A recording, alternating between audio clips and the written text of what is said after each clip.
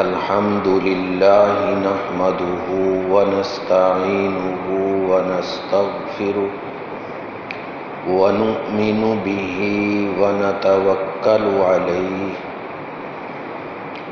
ونعوذ بالله من شرور أنفسنا ومن سيئات أعمالنا من يهده الله فلا مضل له ومن يضلله فلا هادي له ونشهد أن لا إله إلا الله وحده لا شريك له ونشهد أن سيدنا ومولانا محمدًا عبده ورسوله صلى الله تعالى عليه وعلى آله وأصحابه وبارك وسلم. أما بعد فأعوذ بالله من الشيطان الرجيم. بسم الله الرحمن الرحيم. واذكر في الكتاب إبراهيم إنه كان صديقا نبيا. صدق الله العظيم. حق تعالی شانہ نے قرآن پاک میں جن انبیاء کا قدر وضاحت سے تذکرہ کیا ہے، ان میں ایک شخصیت اس امت کے جد امجد حضرت ابراہیم علیہ السلام ہے۔ ابراہیم علیہ السلام کی سیرت کو قرآن پاک نے بکثرت بیان کی، کیونکہ قرآن پاک کے نزول کے زمانہ میں جتنے بھی مذاہب تھے وہ سب کے سب اپنی نسبت ابراہیم علیہ السلام کی طرف کرتے تھے۔ ابراہیم علیہ السلام کی سیرت کا ایک حصہ وہ ہے جو اپنے خاندان آباء و اجداد میں گزارا، دوسرا حصہ وہ ہے جو ہجرت کر کے ارض مقدس بیت المقدس میں گزارا، تیسرا حصہ وہ ہے جو وہاں سے ہجرت کر کے بیت اللہ کعبہ میں گزارا۔ سیرت کا جو پہلا حصہ ہے جو اپنے خاندان میں اپنے عزیز و اقارب رشتہ داروں میں گزارا، وہ بھی تین حصوں میں ہے۔ ایک حصہ جو اپنے ماں باپ، خاص طور پر اپنے والد کو اللہ تعالی کی توحید کی طرف بلایا، دوسرا حصہ ہے جس میں اپنے رشتہ داروں کو، خاندان کو، عام لوگوں کو اللہ کی توحید کی طرف بلایا، تیسرا حصہ ہے وہاں کے بادشاہ کو اللہ کی توحید کی طرف بلایا۔ تینوں کے تینوں نے کس قدر بات مانی اور کس قدر نفرت کی، اور کیا انہوں نے سزا دی، قرآن پاک نے اس کا بھی تذکرہ کیا۔ یہ جو میں نے آیات پڑھی ان کا پہلے حصے سے تعلق ہے کہ اپنے ابا جان کو انہوں نے کس طرح اللہ تعالی کی توحید کی طرف بلایا۔ اس میں ہمارے لیے پیغام ہے کہ ہم اپنے والدین اور اپنے سے بڑی عمر والوں کو کس طرح مسجد میں لا سکتے ہیں اور اللہ کے حضور ان کو کھڑے کرنے میں کامیاب ہو سکتے ہیں۔ یہ حصہ ذکر کرنے سے پہلے ابراہیم علیہ السلام کی دو خوبیاں بیان کی کہ وہ کان صدیقا نبیا، کہ ابراہیم علیہ السلام صدیق بھی ہیں نبی بھی ہیں۔ صدیق صدق سے، صادق سچ بولنے والا، صدیق کہتے ہیں کہ سچ بولتے بولتے وہ سچائی کا مجسمہ بن گیا۔ حضرت ابراہیم علیہ السلام کی شان یہ تھی، تمام انبیاء کی ہی یہ شان ہوتی ہے، بعض انبیاء پر بعض شانوں کا رنگ غالب ہوتا ہے، اس لیے خاص طور پر اللہ تعالیٰ ان کے نام کے ساتھ وہ وصف لاتے ہیں۔ تو کان صدیقا، کہ حضرت ابراہیم علیہ السلام صادق ہی نہیں تھے بلکہ صدیق تھے۔ ایک صحابی نے آپ صلی اللہ علیہ وسلم سے وصیت چاہی کہ آپ مجھے کوئی وصیت فرما دیں، تو آپ صلی اللہ علیہ وسلم نے ان کو یہی وصیت فرمائی جو لفظ صدیق کے قریب قریب ہے۔ فرمایا املک لسانک، اپنی زبان پر اتنا قابو پا لے کہ اس سے کوئی بات بھی خلاف شریعت نہ نکلے۔ یہ وصیت کی املک لسانک، اور دوسری وصیت کی وب کی خطیئات، کہ اپنے گناہوں پر اللہ کے سامنے روتا رہے، اور اگر رونا نہ آئے تو رونے والا انداز اختیار کرے، جس کو دل کا رونا کہتے ہیں۔ یہ آنکھوں کے رونے سے بھی اعلیٰ ہے کہ آدمی کا دل جو ہے وہ روئے کہ میں اللہ تعالی سے معافی مانگ۔ تیسرا فرمایا کہ زیادہ وقت اپنے گھر میں گزارا۔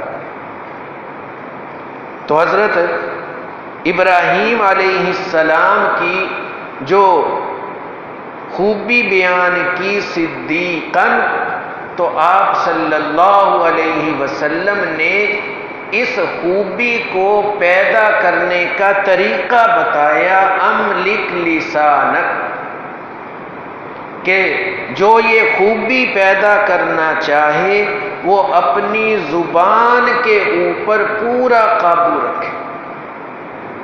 جیسے جملہ ہے کہ پہلے تولو پھر بولو، جس کی یہ عادت بن جائے تو وہ صادق بنتا ہے، اور صادق بننے کے بعد اللہ تعالیٰ اس کو صدیق کا مقام عطا فرماتا۔ حضرت ابراہیم علیہ السلام کی یہ خوبی بیان کر کے آگے انہوں نے اپنے ابا جان کو کس انداز سے سمجھایا اس کو قرآن پاک نے 4 بار ذکر کیا۔ پہلا انداز کیا تھا؟ یا اباتی لما تعبد ما لا يسمع ولا يبصر ولا يغني عنك شيئا، کہ آپ ان بتوں کی عبادت کیوں کرتے؟ نہ یہ آپ کی بات سنے اور نہ یہ آپ کو دیکھے، نہ آپ کو کوئی فائدہ دے، کہ آپ نے ایسی چیز کو عابد بنا لیا، معبود بنا لیا کہ جو تم سے بھی نکمے ہیں۔ تم خود چلتے پھرتے ہو، دیکھتے ہو فائدہ، نفع اور نقصان، اور یہ لکڑی کے یا پتھر کی مورتیاں جن کو تم اپنے ہاتھوں سے تراشتے ہو، ان کے آگے سجدہ کیوں کرتے ہو؟ کیسے سادہ انداز میں سمجھایا، اپنے والد صاحب کو یہ بات سمجھائی کہ عبادت وحدہ لا شریک اللہ تعالیٰ کی کرنی ہے، سجدہ اللہ تعالیٰ کو کرنا ہے، اللہ تعالیٰ کے علاوہ اور کسی کے لائق نہیں۔ آپ صلی اللہ علیہ وسلم سے بعض صحابہ کرام نے کہا کہ فارس کے جو بادشاہ ہیں ان کی تعظیم رکوع اور سجدے کی صورت میں کی جاتی ہے۔ ان کو کوئی سلام کرے تو سلام رکوع اور سجدے کی صورت میں کرتے ہیں، تو وہ بادشاہ تو دنیا کے بادشاہ ہیں، اور آپ سب سے اولو العزم اور افضل پیغمبر ہیں۔ ہمارا جی چاہتا ہے کہ ہم آپ کو تعظیم کے طور پر سجدہ کریں۔ آپ صلی اللہ علیہ وسلم نے اجازت نہیں دی، فرمایا کہ نہیں، مجھے سجدہ نہیں کرنا، سجدے کی صورت میں میری تعظیم نہیں کرنی۔ اور اس موقع پر عورتوں کو خامد کا حق بتانے کے لیے یہ فرمایا کہ اگر میری شریعت میں تعظیم کا سجدہ جائز ہوتا تو میں عورتوں کو کہتا کہ اپنے خامد کی گھر آنے پر تعظیم سجدے کے ساتھ کرو، لیکن ہماری شریعت میں یہ جائز نہیں۔ اس لیے نہ کسی قبر کو سجدہ کیا جائے گا، نہ کسی پیر کو سجدہ کیا جائے گا، یہاں تک کہ سب سے اعلیٰ مقام ماں باپ کا ہے، ماں باپ کو بھی سجدہ نہیں کیا جائے گا، تعظیم کی جائے گی، ادب کیا جائے گا، سجدہ نہیں کیا جائے گا۔ یہ پہلی بات ان کو سمجھائی کہ ان کی عبادت نہ کرو۔ دوسری بات کیا کہی؟ یا ابت انی قد جاءنی من العلم ما لم یأتک فاتبعنی اہدک صراطا سویا، کہ میرے پاس ایسا علم اللہ کی جانب سے آیا، مجھے اللہ تعالی نے اپنا پیغمبر بنایا، تو آپ میری بات مانیں، میں آپ کو ایسے راستہ پر چلاؤں گا کہ آپ سیدھے جنت میں پہنچ جاؤ۔ یہ دو انداز بتائیں، پہلا یہ کہ ان ہاتھ سے بنائی ہوئی مورتیوں کی پوجا نہ کرو، اور دوسرا یہ کہ تم میری بات مانو، میں تم کو صراط مستقیم پر چلا دوں۔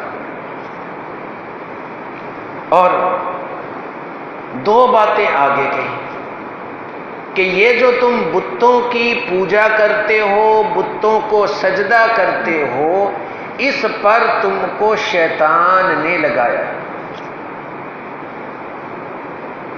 تم کو بھی، تمہارے آباء و اجداد کو بھی یہ کام شیطان نے تمہیں سمجھایا ہے، اور شیطان کی بات ماننا یہ شیطان کی عبادت کرنا ہے۔ شیطان کی بات نہ مانو۔ دوسری جگہ قرآن پاک نے کہا ان الشیطان لکم عدو فاتخذوہ عدوا، اے مسلمانوں شیطان تمہارا دشمن ہے اور اس کو اپنا دشمن سمجھو۔ شیطان کبھی بھی نیکی کا راستہ نہیں بتائے گا۔ تو والد کو یہ بات سمجھائی، یا ابتی لا تعبد الشیطان، کہ اے ابا جان آپ شیطان کی عبادت نہ کرو۔ بتوں کی پوجا کرنا یہ در حقیقت شیطان کی عبادت کرنا، بتوں کو سجدہ کرنا، اللہ کے علاوہ کسی بھی چیز کو سجدہ کرنا، یہ گویا کہ شیطان کو سجدہ کرنا۔ نہ اللہ تعالیٰ کے علاوہ کسی کو سجدہ کیا جائے گا، نہ اللہ تعالیٰ کے گھر کے علاوہ کسی کا طواف کیا جائے گا۔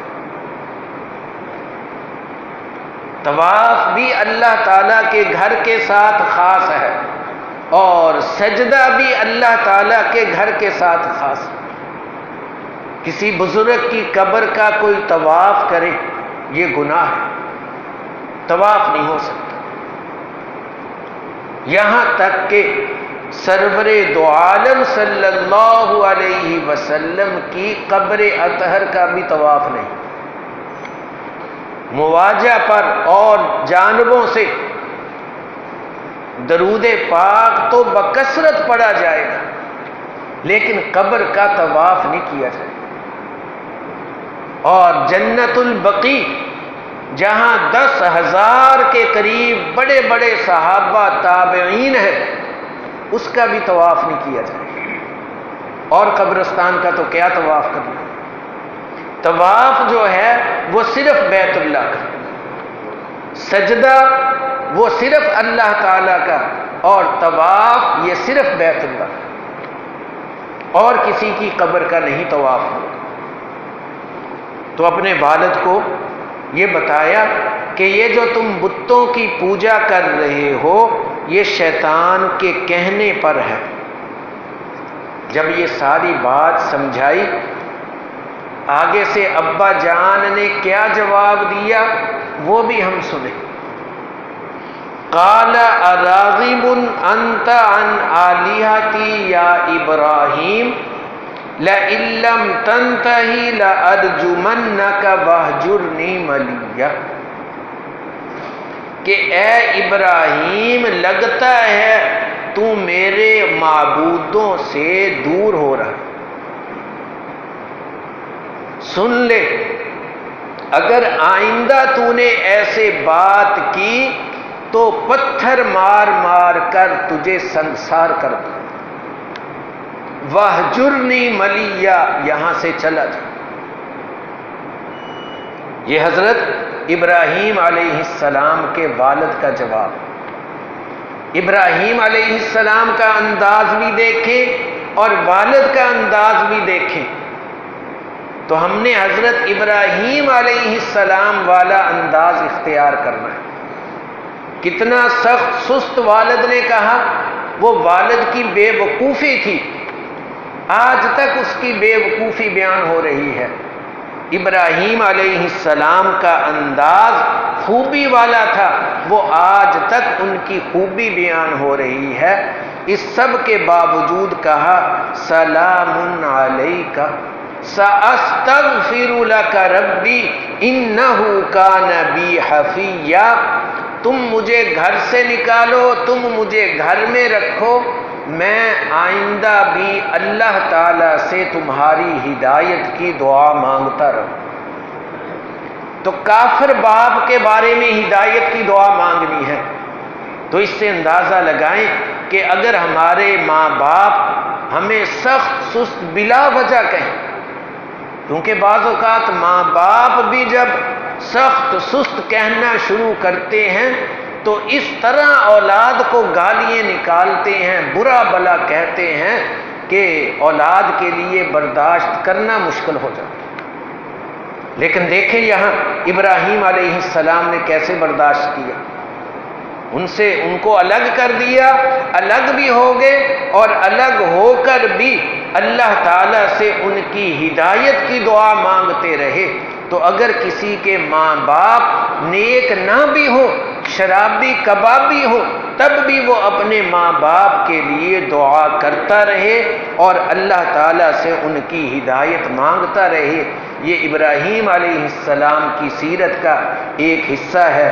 حق تعالی شانہ دین کی صحیح سمجھ عطا فرمائیں۔ وآخر دعوانا ان الحمد للہ رب العالمین۔